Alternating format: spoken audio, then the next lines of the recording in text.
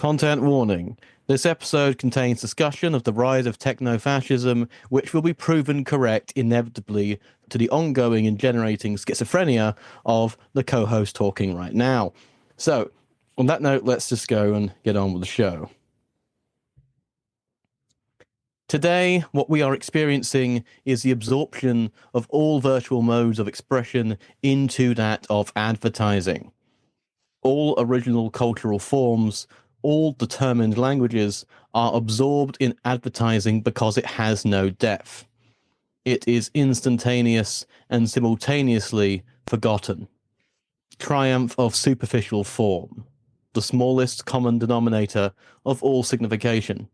Degree zero of meaning, triumph of entropy over all possible tropes, the lowest form of energy of the sign. These words begin Jean Baudrillard's section, Absolute Advertising, Ground Zero Advertising, from his book Simulacra and Simulation, otherwise known as that book off the Matrix. And today we're going to be talking about how communication itself is changing in the light of the commodity form and its expression in advertising, and ultimately how this changes our experience of the public sphere and indeed the very existence of the public sphere in the age of mass communication and mass propaganda. And to revisit this, we are joined by Comrade Cameron Carsten, who actually came on recently as well to talk about Baudrillard's book, The Agony of Power, and the seeming impossibility of representing death in our current conjuncture. Karen, welcome back. Thank you for having me back on. This was a interesting chapter to look at this week, especially with all, as Adam already stated, the political goings-ons of the last not only just month with whatever the hell these tariffs are, but honestly the last decade and a half of the kind of rise of techno-fascism and its kind of differing, I guess, it's weird aesthetic fetishes and how they couple to specifically advertising. One thing I couldn't get out of my mind, and this is going to be a weird example to kind of bring up first, is the Steak and Shake use of beef tallow in their fries. I don't know how much this goes necessarily one for what Baudrillard's going for, but I get almost an idea from this chapter that we're being primed for advertisement all the time, because in this opening kind of passage that was just read out, it's so instantaneous that all the work for advertising is done before we see the advertisement. But I guess I'll just begin with that there. I wanted to hear what y'all think as well. Yeah, there's definitely something of a Don Draperism to what Baudrillard is telling us here. And I think one of the ways that we can start things off really is, I guess, talking about advertising as form, because usually when we talk about ads, we hear about them as ad content. And really, we're not talking about content here in a sense. We're talking about a form of mediation, which itself collapses any message that is within it, such that the mediation or the medium is the message. And I just wanted to read out just a quick quote from Baudrillard. This is on page 87 of, I believe it's the only edition, I think, in English of Simulacra and Simulation, the very long edition you get from University of Michigan Press. And this is when Baudrillard says that the form of advertising is, quote, one in which all particular contents are annulled at the very moment when they can be transcribed into each other. Whereas what is inherent to weighty enunciations, to articulated forms of meaning or of style, is that they cannot be translated into each other any more than the rules of a game can be. And I think with what Baudrillard's getting at here is what's different from advertising to anything else is it's essentially becomes almost like money. Waiting for the siren to go away. It becomes like money to the extent that ultimately there is no like use value sort of bearing on it. Ultimately, it's only meant for circulation. Its use value is only an exchange value, and ultimately all adverts can be transcribed. All things can be turned into ads. I can't help but think of the scene from the movie Network when Mr. Beale's being yelled at as if, advertising or rather communications and capitalism is essentially a general force of nature. And when it comes into the idea of meaning here, the idea that meaning cannot be translated, I mean, there's a rich philosophical tradition of discussing this. I mean, recently, for the Hegel group we're running, we talked about the problem of meaning what you say. For example, when you point out that what if I say this thing here and I point over to it, the words do not say represent or contain the meaning of what is intended. For example, when I say now, if you're listening, whenever I say the word now, this applies only to whenever you're listening to it when I say now, because the now is universal. You can't actually mean the moment that you always say. It has to be inferred from a series of, from its relation to the subject it is enunciating now. And I guess I wanted to ask, what do people think of the Baudrillardian sort of definition of advertising as kind of a form of absolute translatability, absolute exchangeability? I mean, in terms of the way in which it's circulated, it kind of feels like it's pretty close to the mark insofar as everything can be rendered advertising on level of form. And this is the way such the content, do we think that Baudrillard is right to say that advertising kind of is indifferent to content in the same way that maybe the commodity is indifferent to content as a pure exchangeability? Or do we think that actually the form of advertising does rely on a certain relation to content, which he's just not getting at here? Well, the one thing that I appreciate about this text, actually, before I get into that, I have to tell this story to you guys, how I got introduced to this text. Of course, we all saw it in The Matrix in 1997, and that was my first year as an undergrad. Well, I mean, I was one, so no, I didn't see it in 1997. Yeah, I was busy being born or not having been born or just been born. Yeah, I mean, you're kind of old head unk status here for having seen it in its prime. I mean, I only see it now through the framework of Baudrillard, which is sad because the film's a little bit deeper than that. But well, I actually didn't pick it up after seeing the movie. I was in Japan, in rural Japan, at a seminar. I just have to tell this story because it's so ridiculous. I was in rural Japan, basically at this compound to train foreign teachers to teach English in Japan. And there were two guys from Texas. The one guy's name was Tommy. I think the other guy's name was Josh. I hope they're listening to this. And we were just in their room one day at this compound, and he's like, "You ever hear of Jean Baudrillard? You ever hear of Jean Baudrillard?" And I just got the lecture of a lifetime from these dudes from Texas. And these guys are amazing because at the dollar store in rural Japan, they bought these masks. One was a mask of George Bush. The other was a mask of Bill Clinton. And these guys would drive around in like this tiny smart car. And these dudes were huge. And they would wear these masks and just terrorize rural Japan, talking about Jean Baudrillard. Anyway, I just want to get that out of the way because I think about this story all the time. And that was my entree into Baudrillard's work. But I think the big idea that stands out to me in this particular essay is Baudrillard's notion that advertising is an ontological habit. So basically, we get advertising first as an industry, but then it becomes a whole mode of being. Everything about it just permeates our behavior, our perception, and we could even say that it infuses desire at the molecular level. And an analogy had occurred to me while I was thinking about this because I crammed this essay in today. And the first thing that came to mind was, I think there's a strong analogy between our generational conditioning to advertising in the way that Baudrillard's discussing here kind of maps on to our relationship to photography as a technology. Think about the way, for example, that our great-grandparents or our great-great-grandparents posed for early portraits. Everyone was kind of stiff, looking at the camera. There were uncertain postures, we might say. And then as technology evolved, so did the collective comportment to it. And so today, taking a photo is practically reflexive. It's almost automatic. We just pull the phone out of our pocket. We grab an image whenever, wherever, taking a photo of a receipt that would have been unthinkable 50 years ago. And so there's a way in which photography and advertising are just absolutely embedded in our sensorium.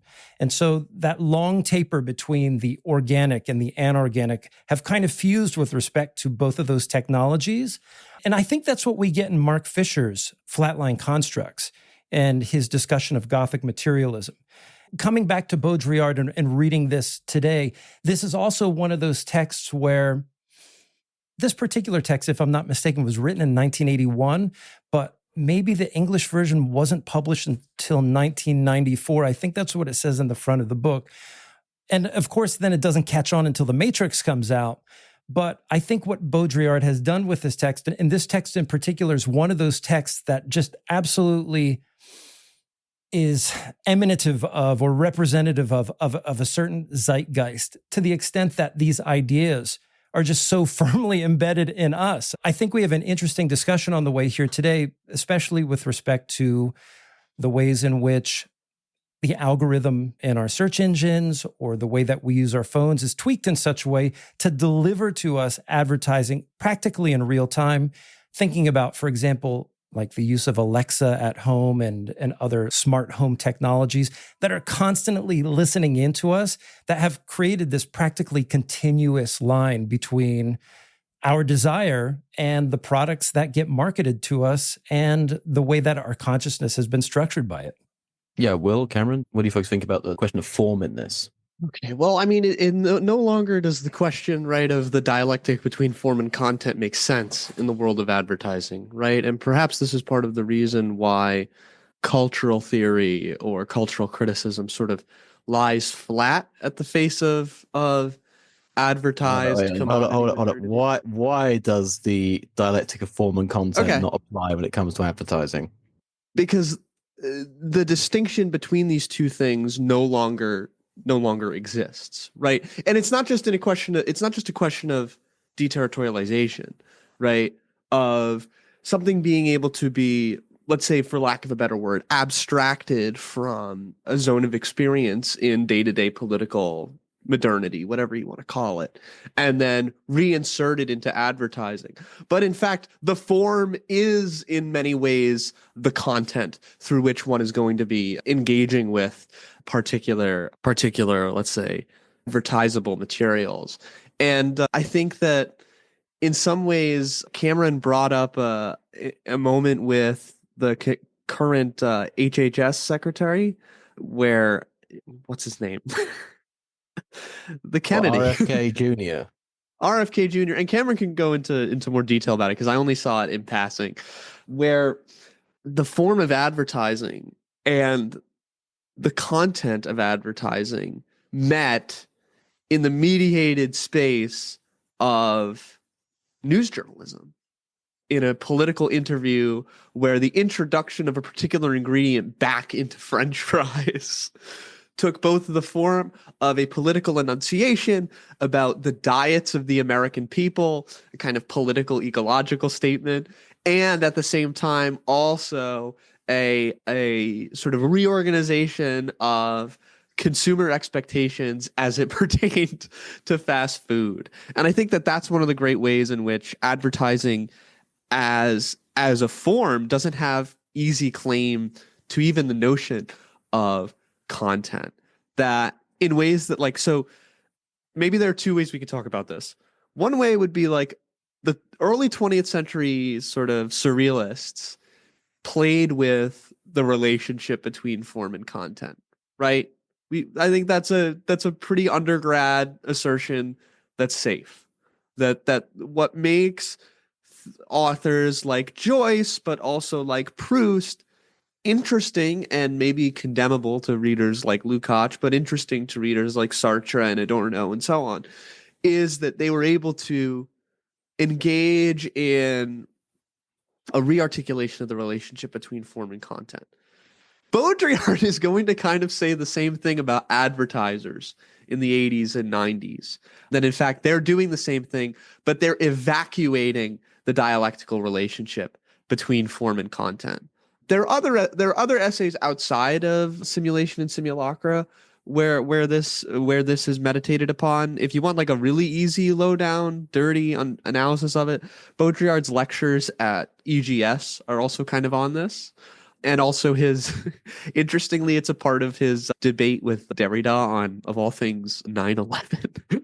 So I think that one of the things that we could say that Baudrillard is doing is he's kind of moving us away from the dialectic of form and content, at least at the level of aesthetic analysis. And then also just the fact that advertisement is now no longer just a separate sector of entertainment experience, but in fact is deeply embedded in it as such. You're constantly advertising to, being advertised to, and maybe we'll get to some of the things that happened at Oxford last week with the destruction of the classics department, but because I think that has a relationship to this. But I want to sit Oxford, and meditate. They're getting rid of my department. Those fuckers did it too good for too long. Yeah, but I want to shift to Cameron to talk about Baudrillard and beef tallow. So for me, I'm off and on about Baudrillard sometimes. Oh yeah, me too. I think everyone is. But one thing that's really stuck with me from Baudrillard, I don't think it's ever stated directly, is kind of how he flips Marx's understanding of value in the order of when value comes, and then adds his own little part as the heart of it. And I promise I will get back to beef tallow at some point. But Baudrillard understands that at least by this historical moment, not to say this is a trans-historical thing, but symbolic value comes first. Use value, natural value, and exchange value are creations of symbolic value, at least as I'm understanding how Baudrillard is understanding these things. And that's very important for understanding the present moment. Why is beef tallow coming back to Steak and Shake so important to some niche far-right conspiracy theorist? Because they exist within I guess their own version of symbolic reality that prioritizes some manipulation of what the natural order is and its relationship to society. They've been convinced over the last decade or so, whether it be from Alex Jones or RFK Jr., that they're being poisoned by the use of seed oils or fluoride, etc., in the water, in the fryers, on the grills of their burgers or whatever. And the idea that beef tallow is coming back exists within the symbolic order that they are in. We understand it of, that's just another melted fat to cook fries in. I guess it might taste a little differently, but to them, they're not being poisoned anymore. But what is really being instantaneously transmitted by the advertising of Steak and Shake is that Steak and Shake is willing to cater to a far-right audience, pretty much. And they like that. They liked being catered to. They like having the slop they like get shown at a grand scale. They'll clap for it. They'll jump around for it. That's what ultimately is going on here, as far as I can understand the situation. They've been tricked into thinking that all of society is physically poisoning them through the things that most people understand are slightly healthier to maybe neutral on health. And now they believe that they've scored a win. They're being advertised a win, basically, which I think is the political moment. All the wins are fake. All the losses are fake. Nothing is real anymore. All that matters is that we believe that we're winning. I love beef tallow as an like. Here's something I'm going to confess on the podcast here today. When I was 18 years old, I was put through a rigorous marketing program by a bank that I started working for. Like, I was sent to New Jersey or New York, and I learned all the techniques and everything. And it was my MK Ultra experience, is what I'm saying.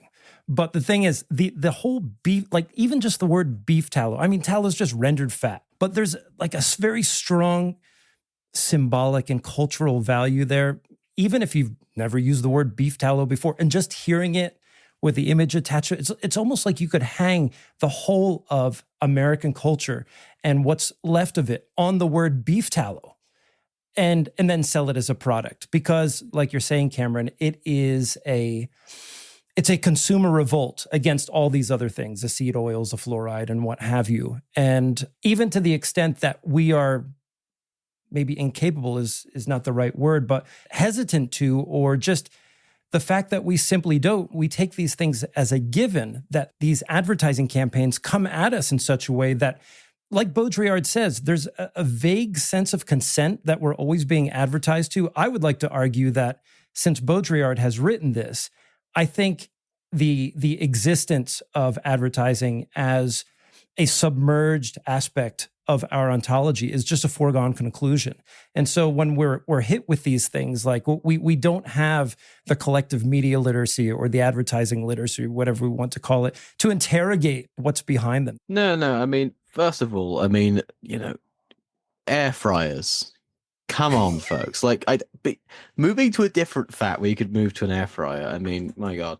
But in terms of, when you mentioned... Hold on, I would just like to... Wait. Air fryers, we got a room full of white people in here, so we all fuck with air fryers. This is the whitest shit on earth.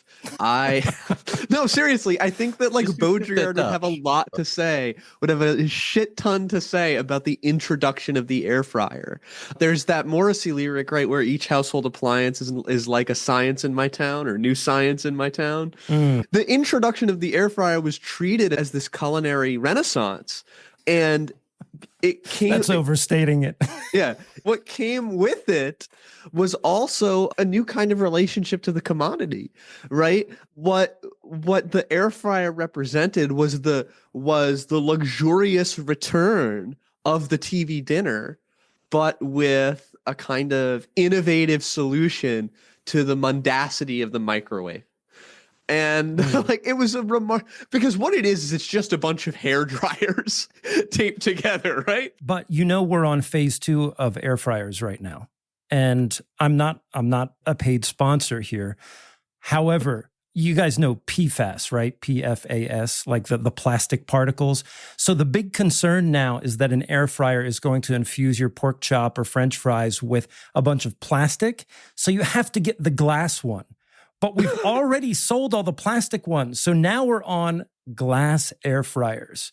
And my wife is getting one soon, so I will be enjoying the benefits of the glass air fryer. No, and yeah. I'm still using. I just wanted to. I'm still using a plastic grinder.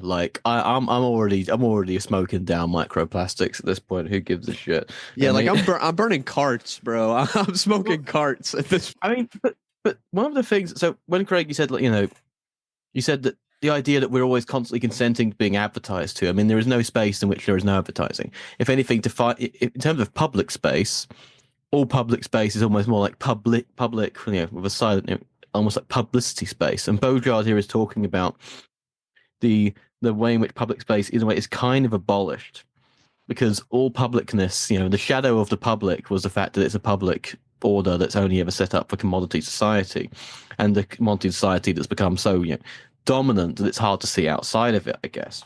But one of the, if you want to take a contemporary phrase, if Baudrillard is saying everything is advertising, one of the ways in which everything can be advertising is the way in which all things become translatable through being reduced to code and coding. This is why he says everything is advertising because everything's computer. He more or less says this. So, for example, let me just get this right here. So, it is not that people no longer believe in it or they have accepted it as routine, it being advertising. It is that if its fascination once lay in its power to simplify all languages, today this power is stolen from it by another type of language that is even more simplified and thus more functional, the languages of computer science. The sequence model, the soundtrack, and the image track that advertising, along with other big media, offers us. The model of the combinatory, equal distribution of all discourses that it proposes. This still rhetorical continuum of sounds, signs, signals, slogans that it erects as a total environment is largely overtaken precisely in its function of simulation by the magnetic tape, by the electronic continuum that is in the process of being silhouetted against the horizon of the end of this century. Microprocessing, digitality, cybernetic languages go much further in the direction of the absolute simplification of processes than advertising did on its humble, still imaginary and spectacular level. And what Baudrillard's talking about is, we think about, Mad Men, like general, TV advertising, but computational language is accelerating this formal translatability of all things into code to a much more dominant level. And this is what Mark Fisher talks about when he talks about, for example, the flat line, the indifference to life and death. You could be listening to if you're listening to this right now, you have, whether or not I can tell you something is completely indifferent to whether I'm currently alive or any of us are currently alive. Because what this is it's, so I am currently right now speaking, I am using I'm using my mouth to generate vibrations of the air, which are picked up by a machine, which translate that into writing, into code. And then as you are playing it back, this code is essentially playing back these sounds, modulating the air in response to this initial recording. And I don't need to be alive or dead for that to keep going on. But when it comes to the idea of computers accelerating this process, what I find interesting is where Baudrillard looks to science fiction as something that he thinks anticipates this process. And it's from an image from Philip K. Dick, a device called a papula, which is essentially an advertising implant. Well, ultimately, it's a parasite that attaches itself to you, and it's very hard to get rid of. Now, the thing about sci-fi, and it loves implants, but in terms of functional relations, the implant and the explant don't need to be in you or outside of you. I mean, for example, if you have you can have an insulin pump within your body. You can also have an insulin regulating sensor outside of your body that sends data to your healthcare provider, for example. The implant doesn't need to be inside of you. It's a relation of regulation of bodily processes where one additional device accelerates that process and allows it to be done sort of in a more streamlined sense. That being said, I mean, in terms of a parasitic device, in a way, makes us a kind of, almost demonic in the Deleuze-Guattarian sense, in that it makes us its own reproductive organs. This is just fucking phones, isn't it? And we should stop calling them phones. They're not phones. We don't make calls on them. If someone calls me, it's like I have a couple of mates that call me. Everyone else is basically like books an appointment and sends a text and being like, "Are you free at there? Blah blah blah. Are you free to take a call right now?" Most people I know don't like making phone calls. At least in my sort of generation, it's almost seen as kind of rude. We can be sent an advertisement which basically says, "Look at me now," but we can't be sent a phone call that says, "Speak to me now," because in a way it's more passive relationship. I mean, we can't just reduce it all to phones. But what do we think of the idea that computational language, computational science, in a way, is better at being advertising than anything in the world of, Don Draper itself? Not even what happened in those days, because it was made in the 2000s. I mean, do we think that Baudrillard is right to say that, that the translatability of all things into a pure circulation, pure commodity? Do you think this is this point obvious, or is it inflating the importance of computerization, or hell, even both? I don't know. I hope this isn't too much of a tangent, but away from what the subject is. But I'm going to go in a little bit on the phone thing, because as you were rereading it and I was hearing it for the third time over the last few days, it really did click that it's not necessarily just the phones themselves and whether we're being called or texted. It's everything about the internet has become advertising in itself. Our way of communicating to other people, even about politics, is almost like advertising who we are. But actual capitalist levels of advertising seem to have weirdly become, and I don't use this in the positive way it normally means, like organic in a way. And this is through like the memification of advertisement. It's everywhere, whether on Twitter, Instagram, etc., YouTube, where all the content that you can see, the form itself, as we've already discussed, they're the same thing pretty much, has completely converged into just being an advertisement. And I think I haven't seen this type of meme in a while, but the meme that expresses this type of advertisement the most about movies specifically is the X movie without content meme. And the idea is once you see the movie, you'll get everything on there. You'll see the 4 little images that have nothing to do with the movie that you've seen from the trailers, and you'll be like, haha, I get it now. And it's a weird comparison for me, but it is like an automatic advertising. If you don't see it yet, you're a little bit frustrated. You want to go see the movie. You want to be part of the in crowd. And if you've seen it, it brings back the product again. It questions if you want to go see it again. But beyond that specific meme, it does seem that the trendy memes, the ones that are garnering huge followings over a month or so, specifically the Minecraft movie right now, not that I want to spend a large bit of time actually talking about that and its various meme of Jack Black saying things. But after you'd be done. But other than like the little small jokes and skits that I see on like whatever app has their individual reels, shorts, or TikToks on them, every little trend is talking about a product in some way. It seems that commodities, or talking about a commodity, has become kind of the universal relatability in a way. It's the joke that everyone gets because everybody's interacted with it in one manner or another. But I'll let Will talk about the Minecraft movie. Hey, this is Craig again, just taking a quick break. Just to let you know that Acid Horizon is entirely listener-supported. We don't run ads. We run on the energy of our community. By joining our Patreon, you help sustain a platform for rigorous, experimental thought beyond the limits of the Academy. You'll find fellow grad students, independent researchers, and lifelong learners in our seminars and reading groups. If philosophy and thought is a lifeline for you, please come take part in our community. Just hop into the show notes, find the link to the Patreon, and subscribe today.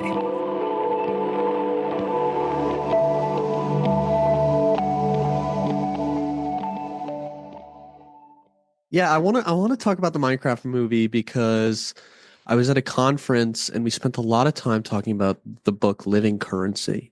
We were talking about Fiorio Iesi, and I don't know how Pierre Klosowski came up, but we were talking about the total nihilism inherent in commodity modernity, and the kind of conclusion that we came to about the necessity to participate in advertising, even when one thinks one is at the, let's just say, the absurdist edge of it. So like when McDonald's introduces a purple shake and everyone makes videos of them being tortured by it, or, you know, Jack Black says chicken jockey in some horrendous film about a video game that's almost 20 years old now. The reality is it comes down to the fact that the moment we fall out of advertised circulation, the moment that we are no longer living money in a kind of semiotic circulation where we become the ultimate referent, and this was kind of one of the problems that we were having with conventional semiotics and grammatology in this discussion, one of the problems we were having with Derrida. But let's focus on living currency. Once you kind of lose that part of being the incommensurable human life that is at the core of the circulation of commodities, once you yourself are no longer guaranteeing your own wealth by being a part of this, there's a kind of sick death that comes with it. So there's a kind of vivaciousness and vitality that comes with this total nihilism. And I think that the jubilation that comes with posting the TikTok of you destroying a movie theater, which you nonetheless purchase tickets and popcorn to see, haunts any attempt at rejecting it. And this is why I think in some ways like Tikkun does a better job and Klosowski does a better job than a thinker like Baudrillard, because I think someone like Tikkun or someone like Klosowski would probably say something along the lines of like, money's no longer the ultimate term in economy. The fact that it has a kind of complete triumph on transaction actually shows that it's no longer the underlying zone of value, but in fact, like, you know, living currency now is the general equivalent in biopolitical modernity. I think there's an argument to be made here that vindicates Baudrillard on this point. And this is something that we can circle back to later in the discussion, but this is an important premise for what I'm about to say, which is Baudrillard is a thinker of the sacred. Right. And that's something that's underemphasized in these readings because often we get attached to the nihilism about advertising piece. But one of the things that we see in this particular essay is the idea that the commodity morphs and proliferates over time. And he says it enters this kind of phase of mourning. And so there's a life cycle to the commodities. So there was a golden age of advertising. Buy this 1957 Chevy convertible or something like that. And there's a glamour there. There's a sumptuousness. And over time, that form dies. And what we see him doing is kind of charting this historical shift from this sumptuousness to the kind of exhaustion that we feel with the commodity form. And it's at that point, there's a kind of grafting between the organic and inorganic. And it's on the basis of that diminishing sovereignty, in Bataille's terms. Baudrillard has a very close connection to Bataille here. Once we have an exhaustion and the excess has expended itself in this sort of grand historical sense, well, it's at that point then that the commodity submerges into the skin. Now, there might be rearticulations or new innovations in the commodity, and there might be these incidental celebrations and new forms of sumptuousness, but those are also destined to a kind of exhaustion. I actually put down an example here of something that we have seen probably within our lifetimes. Baudrillard talks about the idea of the commodity form as a kind of mockery.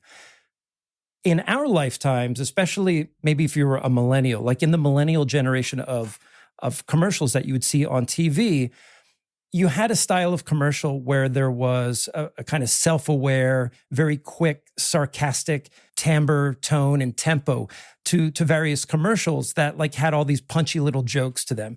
And then over time, that just completely wore itself threadbare. But what I think has happened there is, those commercials themselves were a kind of critique or a mockery of advertising itself, but then, of course, got folded back into that dynamic because they were then a repetition masquerading as a kind of critique. It just became ever so more crass. And I think it's with that dynamic, and I can't even identify the commercials. I think things like the Geico commercial, and maybe did Progressive do this too?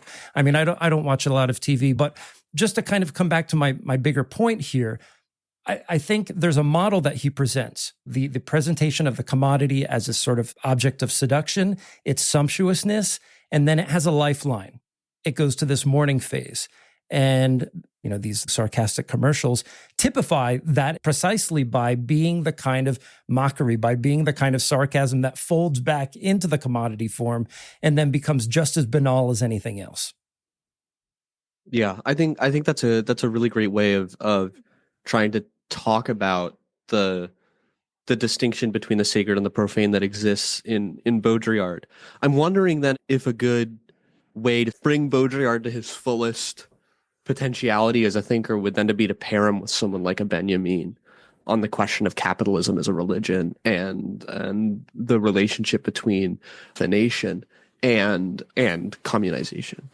Because I think that the isolation of living currency as this sort of immanent but sacred, I don't really know how to describe what I'm trying to say, and maybe that weird Baudrillard guy who's always in the comments will get mad at me for this, because there's always one. There's that strange Baudrillard guy who's always like, Will doesn't understand Baudrillard, and maybe I don't, but I'm wondering if maybe the immanence mixed with the sacred is what produces advertising as this like amazing, unique space of an encounter. And I wonder then if one could talk about what does it mean for living currency to encounter the advertisement in the way that, say, the interpreter encounters a work of art, And I think that the thing that human beings as living currency end up seeing in advertisements is ultimately investment opportunity to increase individual capital. One thing I guess we could talk about is, does advertising correspond to purchases in the same way? There's a lot of money in selling ad space, especially when it comes to big platforms, especially social media platforms. And people are often, to give X as an example. Sorry, did I just call it X? Sorry, to give Twitter as an example. Give fucking Twitter as an example. People pay for ads, and it's just so more people will see them. People don't really advertise stuff anymore. And I think there's sort of a decoupling between the advertising as basically making yourself more translatable and then no longer having like a purchase attached to it, because people think that what to be circulated is to be worth something, especially if, the value is speculative to the extent that you're circulating a lot. So people think, okay, this is spending a lot of money on advertising. Maybe this might have more chance of reaching more people who might have more of a chance of therefore buying it. And to that extent, I mean, insofar as the commodity, Baudrillard compares it to pornography ultimately, around sort of page 92, advertising and pornography. Whereas in our recent discussions of pornography, I've mostly just argued that actually pornography is sort of descended into advertising rather than the other way around. But I mean, this is where Baudrillard sort of uses a lot of technical terms where it's not very much unpacked. I mean, for example, when he says that advertising, therefore, like information, colon rather than is, destroyer of intensity, the accelerator of inertia. That's not an idea of information I've ever seen. In terms of making stuff inert, I mean, there's also a deeper philosophical question, and this goes back to his original disagreement with Marx about whether or not the commodity is an appearance. So, first sentence of Marx's Capital Volume 1, the wealth of capitalist societies appears as a great selection of commodities, and it appears as a great selection of commodities because of the capitalist social relations that render the split in, our ability to do anything else other than sell our labor because we don't have access to the means of subsistence and reproducing our own biological and collective life. Therefore, we have to get the mediation of the commodity form comes in, and anything that's worth having appears as a collection of commodities rather than appears as a vast collection of, say, something like use values.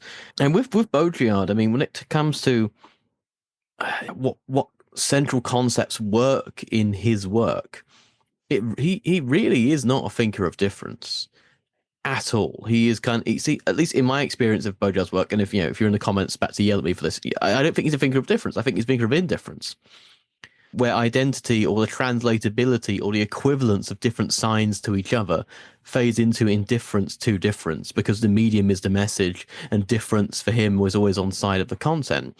And I wonder, in terms of like the classic philosophical question of appearance versus reality, what Baudrillard seems to be saying, and as well in other works like Symbolic, Exchange and Death, is that we no longer have a reference point to verify the reality of, base reality against the copies of it that are constantly circulating all around us and permeate our experience in the form of advertisements for commodities and commodities themselves.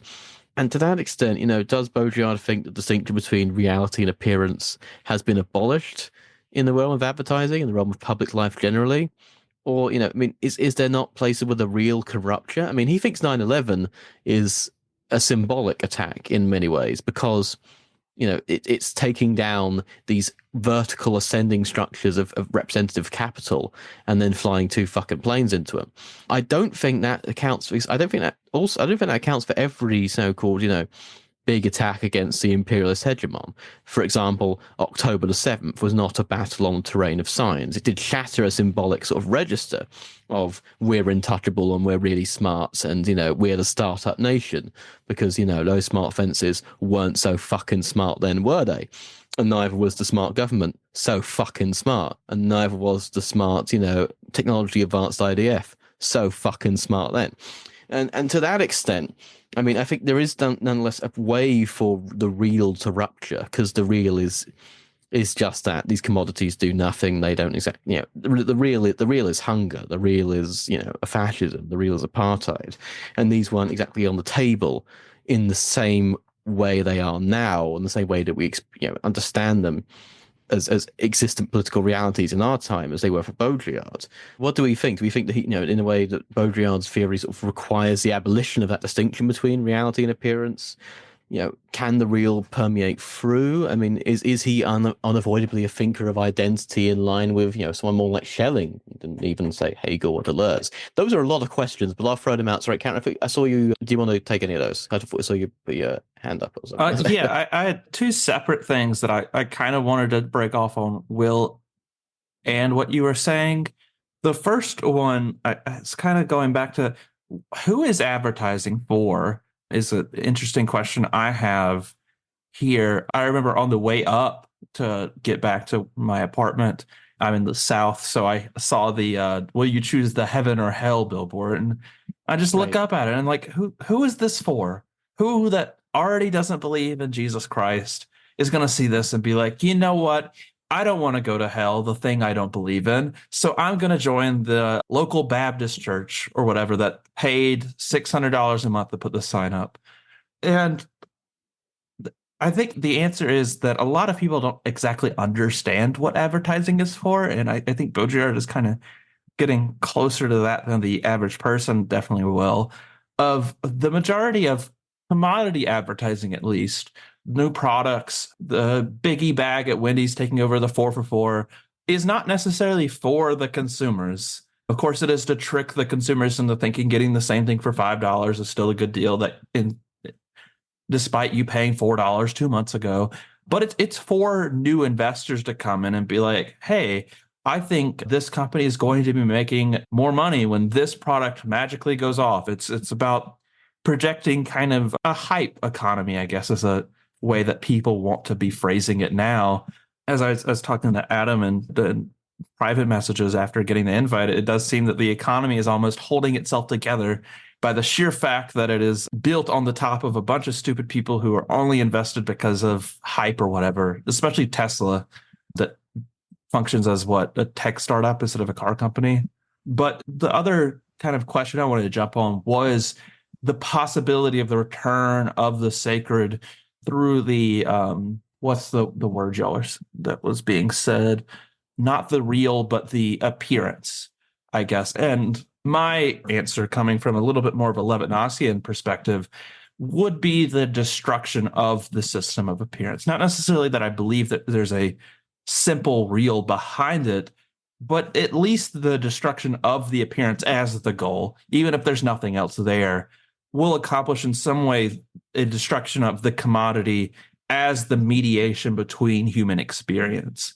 And they talk about it somewhat in other parts of academic discourse, like psychology and whatever talks about relationships, of having like the third thing in your living room to talk about. You turn the TV on so you have something to talk to your girlfriend about, kind of think of every aspect of our lives, what we talk about, who we want to be, who we want to show ourselves as, is either mediated as an advertisement instead of kind of something realer and deeper, or is literally about an advertisement of a commodity.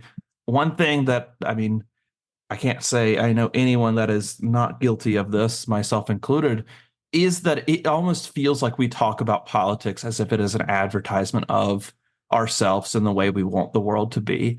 Of we see the Trump administration falling into techno-fascism. They're literally, every other department is practically the SS now. And we have libs of TikTok functioning as a SS officer sending people to the El Salvador concentration camps.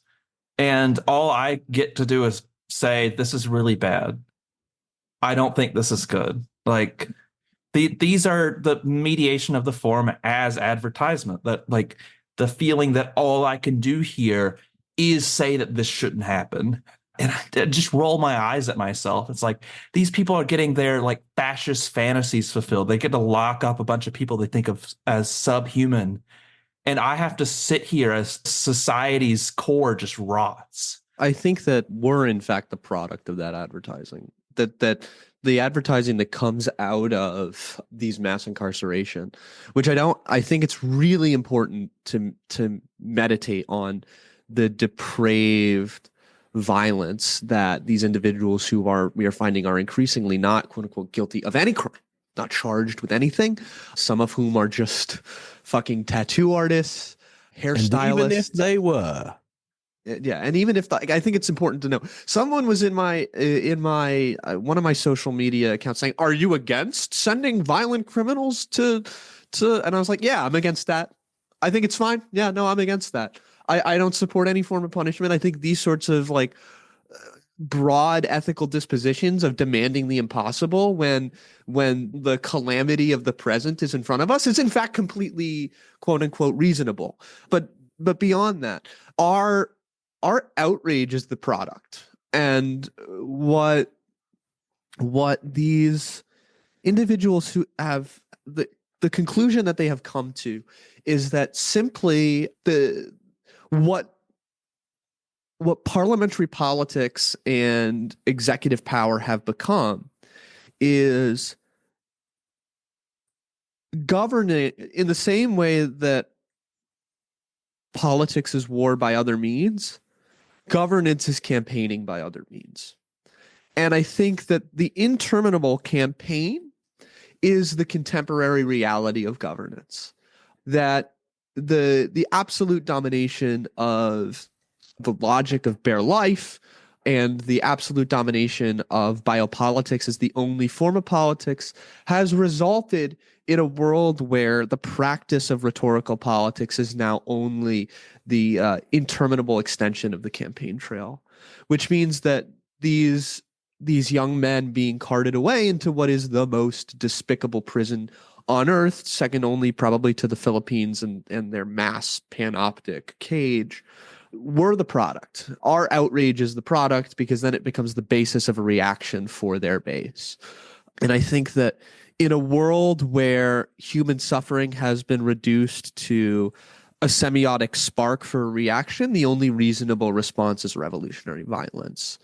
And that has been deprived of us by the complete surplus capacity for violence that the state has.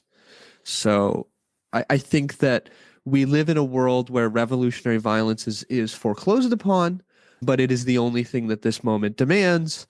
So we're left with this writhing in place. So what really is only left is the kind of messianic politics of inoperativity. But of course, it's completely incompatible with the kind of organizing that our contemporary political order calls for and the kind of affects that political advertising produces. Because what it means to get organized in American politics is to produce an advertising regimen, right? To produce a counter-programming regime of advertising. So that's why figures like Cory Booker can, grandstand for 72 hours or however long it was and immediately fold back in to standard democratic politics. Because the point wasn't, of course, to neutralize parliamentary procedure, but was instead to produce a possible blight in the radar of future Democratic Party politics. And I don't want to sound like I'm giving a take. I'm not. I really don't care. But there is a kind of desperation on the side of bourgeois democracy as it crumbles when bourgeois democracy has to realize that its controlled opposition is in fact that, and now it's doubling down on it and realizing that it's an insufficient thing to do because all it can do is produce advertising apparatuses. I can't imagine what it must be like to be a liberal in this situation and seeing the first thing that comes out of that filibuster being a call to raise campaign funds. It's got to be bizarre. Because I just correct, a filibuster implies that a law was prevented from being passed. Cory Booker's speech was not obstructing anything other than, I guess, I don't know, as soon as he got off that podium, taking the longest piss in human history, maybe that was some sort of prep work for that. But one of the things I think is interesting as well from this chapter from Baudrillard is he says that advertising essentially is sort of it presents itself as the imposition of sociality onto you. And one of the examples he gives is, the idea that advertising now is not just for commodities. It's also advertising as well for, anything presented as a commodity, but also work itself. And he talks about adverts for work. And we can see in sort of the eugenic regimes of austerity, I've been spending, so folks, if people don't know, I've been spending a lot of time in the job centre recently waiting for my sort of welfare claimant sort of package to come in. Yeah, I know. I can read Subscribe to the Patreon, by the way. I can read books and be working class. People at Jacobin don't want you to fucking know that, but turns out you can do both. And you see advertisements on the walls all the time, saying that, this is an advert for the benefit you're applying for, but it's saying that one of them said, with this benefit, you'll always be better off in work, which basically means the following: we will not give you enough to live, and that's why you're better off about it. So it's meant to be a carrot and a stick, but the carrot is currently being sharpened and then jammed in your fucking eye. And so to that extent, when Baudrillard talks about the imposition of the social, advertisements more and more advertise things that are not commodities, although they are themselves sort of commodified. To the extent that, I mean, we have adverts for assisted dying in the UK. And there's a bunch of pictures of a person going, yes, I can choose. I am free. I am free to kill myself if I feel like a burden to anyone else. Now, of course, that the right of the autonomy of the body to end one's life is absolutely imperative to any communist project. If you're cutting welfare and any provision of disabled people or anyone to live at the same fucking time, you are simply mandating their extinction from the social register. And indeed, the imposition of the social upon them is the imposition that they should stop being a burden upon the social. And I think the idea of the imposition of the social, in a way, Baudrillard says, it's basically a mirror of the inherent mockery of public signification. Because public signification now is ultimately a form of advertising. I mean, to the extent that, at the end of this, I'm going to advertise my labor power because, you can buy it. And the thing about my labor power is you can keep buying it after you've bought it.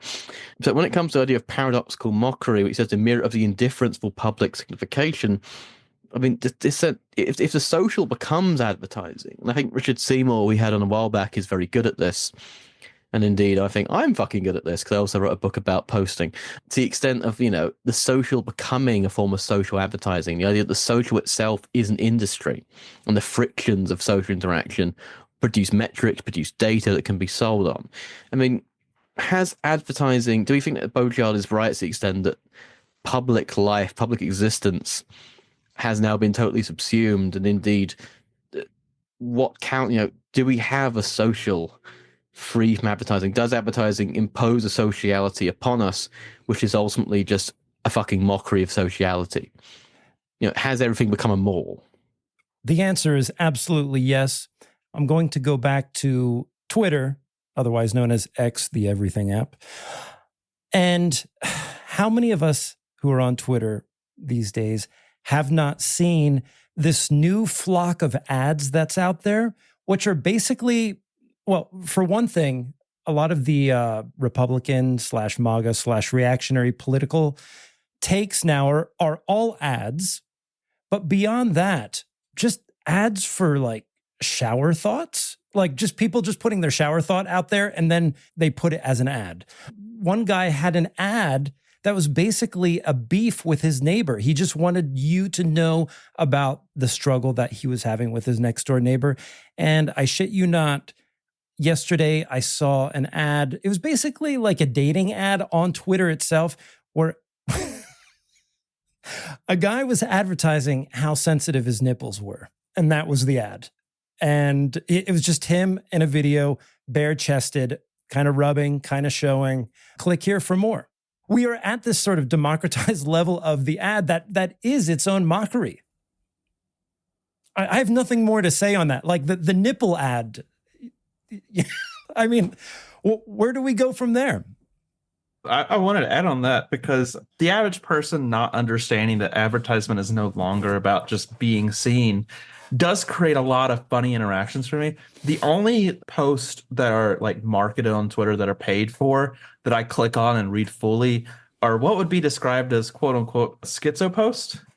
I really like when somebody goes on a deranged rant and then pays for a number of people to see it. I have one of the best right here.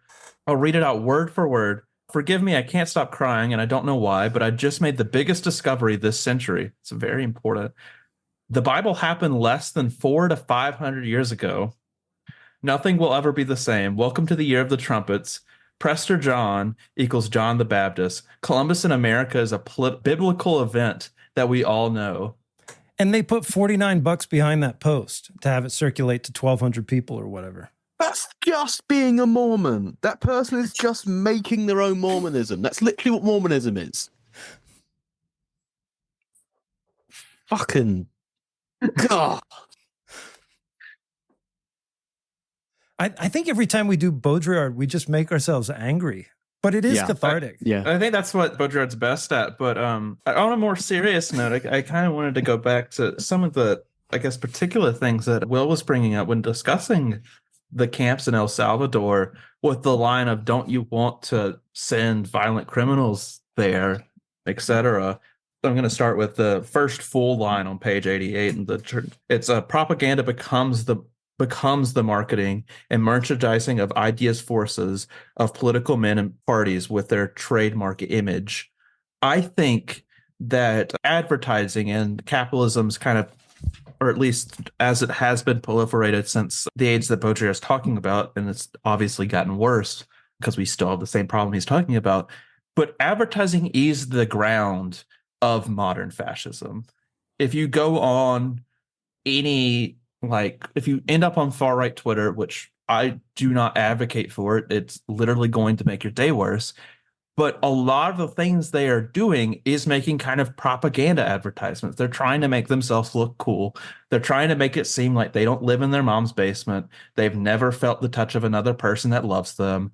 They're trying to look like they're going to return to some great age that never actually really existed because they're mad at something else and then got radicalized, 7 years ago because some woman asked for video games to sexualize women less.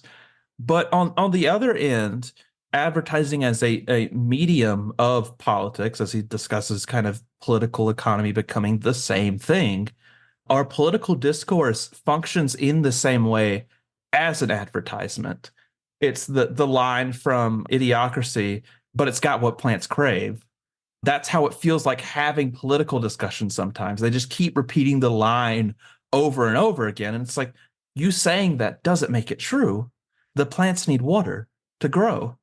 And it's figures like Ben Shapiro, trying to remember the others that haven't gone under. Libs of TikTok is probably one of them at this point. The Daily Wire as a whole outside of Ben Shapiro as well. And then like PragerU, and then whatever the children's units of those conservative and right-wing outlets are. They're just there to make sure that whatever your family member has enough lines to make it through Thanksgiving without changing their opinions. They're advertising the idea of a well-thought political argument for you to use. You just basically just assemble all the slogans you learned from Ben Shapiro, and when your socialist niece comes up to you and be like, hey, we should care about other people, you should be like, no, actually, the economy means that 1 million poor people have to die every year. I mean, I think ultimately the way in which the thanatopolitics of coronavirus and the market economy as a sort of a dual occurring process mutation sort of spoke to us about directly about the relationship between human currency and human biosecurity. And it was only possible through the medium of advertising. That, in fact, the only way that you could reprogram an entire population to believe that going to work was a mark of one's masculine strength was possible only through a particular organized regime of advertising. And I think that the point that you say about like canned lines, I did debate in college. I've said this a lot of times, but we had what were called canned positions, right? Canned critiques. And there was the Baudrillard canned critique. There was the Foucault canned critique. But now the art of rhetoric is now just the art of collecting cans. And I think that when it comes to the relationship between symbolic interaction and advertising, it's hard to meditate on life outside of that matrix, especially because of like all of the things that Craig and Adam can talk about. But as it pertains to the reorganization of desire. But ultimately, I think that the relationship between advertising and biosecurity comes down, whether that's, the advertisements of men being shuffled into C-130s and brought over to El Salvador, or the advertising about, okay, grandma might have to die, but, at least Texas Steakhouse won't have to close. They're in some ways directly directly related in that advertising is always what secures for you the comfort and interminability of the present. You know, the advertisement promises you a future horizon of stability. Take, for example, the fact that everyone knows this, the car advertisements aren't meant for you to purchase a car, but in fact are meant for you to be A, aware of the car's existence and perpetual existence, but B, to comfort you about your purchase of that vehicle. That in fact it's okay that you owe $72,000 to your local Ford dealership for that that Ford F-350, because capitalism will exist tomorrow, your debts will exist tomorrow, and you should feel comfort in them. They are who you are. Your debt has given you your subjectivity, and you are indebted to that truck for making it who you are. And I think advertisements are not just a space of frustration, which of course they can be if you're trying to watch, the nightly news, but also a space of a real kind of comfort that the catacon is here and it's holding back the end of the world because it's promising you a future purchase. And I think that in that sense, there's something kind of soothing about advertising. Well, in as much as it's soothing, it's also smoothing, I think. And I think this is what Baudrillard is saying in the end, is that advertising as an ontological entity, as something that has evolved to become this hermetically sealed kind of smooth space that ensconces the totality of reality. And the lingering question remains for Baudrillard, and we see in The Agony of Power, where all that's left is revolt. He is a thinker of revolt as well. I mean, he's sparse on the particulars. I mean, I think he's talking about total destruction in some cases. But one of the things that we see these days, or at least that I've seen in my life, having been online for a few decades now and operating within the left, is, over the past 2 years, I have seen an emergence of neo-Luddite fantasies online that I hadn't seen previously. There's always been anarchists, but the neo-Luddite conceit, the image of it, the idea of tearing down the walls, of right here. I mean, so. You know what? I'm just going to pass it right to you, Adam. Okay, I mean, in terms of the neo-Luddite, I mean, the online neo-Luddite, which is the main species of neo-Luddite, the other ones we won't hear about, I mean, it's, in terms of the refusal of advertising, I think it does have to sort of reject Baudrillard to the extent that we do end up confronting the real, which is, hunger isn't an advertisement for food. Or, for example, let's go back to inoperativity and disability. There are no adverts for you should become disabled, for example. Because every advertisement is about you have a capacity to do something other than you are. Despite the fact that, in a way, if we were going to have some like radical sort of like counter advertising, it'd be like, this disability is not, and you can't opt out of it. It's basically like you will be at some point by the standards of, eugenic modernity. It's a matter of when, unless you just just walk, if you're fully like able-bodied person and you walk out, you're hit by a bus. That's the only way you won't become someone who is brought under the apparatus of disability. And there's no advertisement for that. There's advertisements for ending that translation, social murder. There's advertisements for social murder, but there's no advertisement for anything that is actually inoperative. It's the one thing they can't advertise. And the only thing advertised is basically things that mimic the operativity they're trying to sell you. And to that extent, we're talking about Luddism here. I only get AI ads online because I write about how bad so-called fucking AI is. And the worst thing to be is an online Luddite, because all you do is get advertisements of the thing. Basically, all you just get in your face is, this thing you fucking hate, do you want it? And obviously the answer is no, fuck off. But you will get it anyway. And to this extent, advertising, it's demanding, it's imposing a sociality, it's eliciting a sociality from us, which we don't have to believe in, we still have to partake in. But even now, our ability to participate in it is still going, because every metric of quality of life is going down.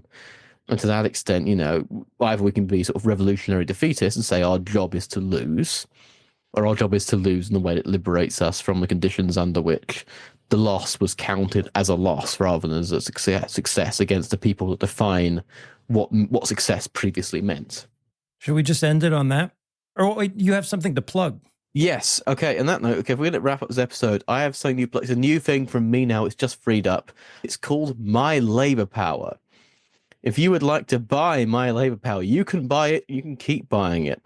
It's kind of like in Hegel's master-servant dialectic, where self-consciousness needs something it can negate the independence of without it going away entirely.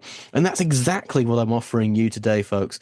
You can buy My Labor Power. You cannot expend it unless you kill me or otherwise, Generally, you can keep buying it. That's the best thing about it. You can keep buying it again and again and again. You don't even have to buy it. If you're somehow like interested in some sort of financial dominatrix setup of a podcaster, I will get into that setup. Don't buy my books. There's no fucking money in them, and they're all run by cunts anyway who are training it on Israeli AIs. More from that later. Yeah, but buy my new book. It's called My Labor Power. It's not a book. It's just labor power.